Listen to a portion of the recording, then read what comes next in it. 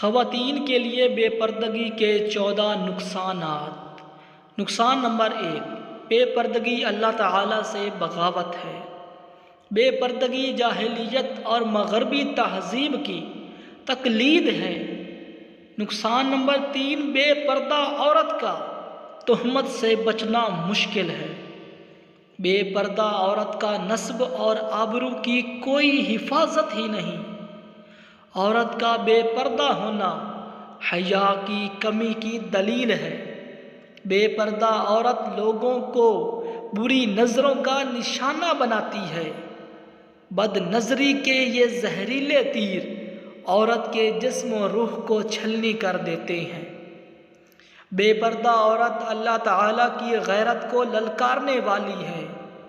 बेपर्दा औरत आप इज़्ज़त की हिफाजत नहीं कर पाती। बेपर्दा औरत शैतान के जाल के आसानी से फंस जाने वाली औरतों में से एक है। बेपर्दा औरत बाहर निकलती है तो शैतानी हमला की जद में आ जाती है। बेपर्दा औरत हर वक्त अल्लाह की नाराज़गी में है।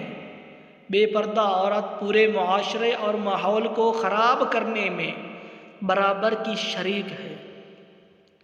बेपर्दा औरत ने अगर बेपर्दगी से तौबा नहीं की तो कब्र के अजाब में मुब्तला रहेगी।